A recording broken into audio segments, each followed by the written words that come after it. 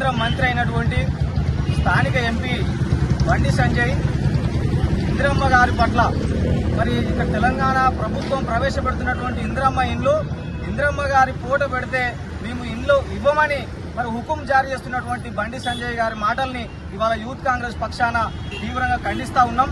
మరి ఇవాళ ఇందిరమ్మ ఇళ్లలో మీరు ఇస్తున్న వాటా ఎంత?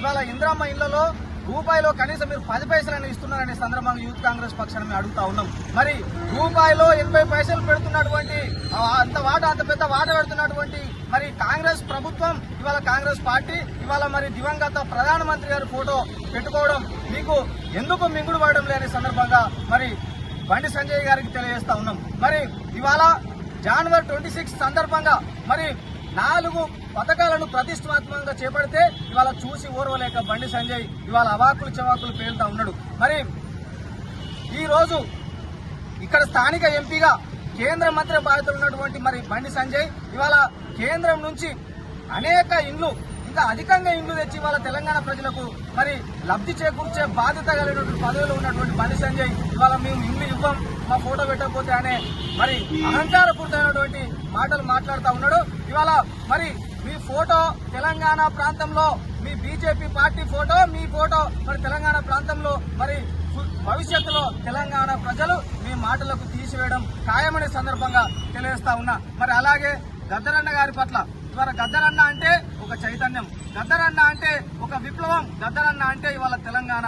మరి గద్దరన్న లేని చైతన్యం తెలంగాణ ప్రాంతంలో లేదు, గద్దరన్న లేని చైతన్యం మరి ఈ దేశంలో లేదన్న సందర్భంగా తెలియజేస్తా ఉన్నాం. మరి ఆనాడు గద్దరన్న బండెనుక బండి కట్టి 16 బండ్లు కట్టి ఏ బండ్లే పోతో కొడుకో నైజాము సర్కార్ అన్నాడు మరి గద్దరన్న. మరి ఆ రోజు మరి తెలంగాణ ఉద్యమంలో తను లేని పాట లేదు, తన పాట లేని చైతన్యం లేదు. తన పాటలు చూసే మరి తెలంగాణ ఉద్యమంలో ప్రజలంతా కూడా మమేకమైనరు, ప్రజలంతా కూడా ఏకతాటిపైకి ఉద్యమం చేసిండ్రు. మరి అటువంటి గొప్ప చరిత్రకారునికి మరి పద్మశ్రీ లాంటి అవార్డులు ఇవ్వడంలో మీ అంతర్యం ఏంటి? అసలు బండి సంజయ్ గారికి పద్మశ్రీ అవార్డుల గురించి మాట్లాడే అర్హత ఉందనే సందర్భంగా అడుగుతా ఉన్నాం. నువ్వేమన్నా రాష్ట్రపతి అనుకుంటున్నావా?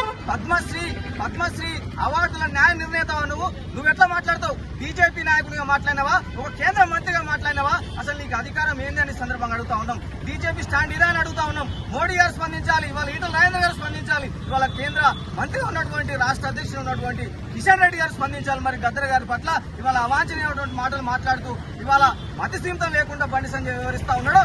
మరి మీ పార్టీలో ఏమన్నా సోయగలిగినటువంటి నాయకులు ఉంటే మరి బండి సంజయ్ గారిని మతి సీమితం లేకుండా మతి లేని మతి తప్పిన మాటలు మాట్లాడుతున్నటువంటి బండి సంజయ్ని పిచ్చి ఆసుపత్రుల్లో చేర్పించాల్సిందిగా మరి ఆ పార్టీ నాయకత్వాన్ని ఈ సందర్భంగా యూత్ కాంగ్రెస్ తరఫున మేము డిమాండ్ చేస్తా ఉన్నాం. మరి రాబోయే రోజుల్లో ఇటువంటి అవాకులు చెవాకులు పేలితే తెలంగాణ సమాజం పట్ల మరి తెలంగాణ అభివృద్ధి పట్ల ఇవాళ మరి మీరు మతిపోయి మాటలు మాట్లాడితే మాత్రం యూత్ కాంగ్రెస్ పక్షాన ఇవాళ ఎక్కడికక్కడ అడ్డుకుంటాం. మీ పార్టీ చేపడుతున్నటువంటి కార్యక్రమాలను కూడా అడ్డుకుంటాం.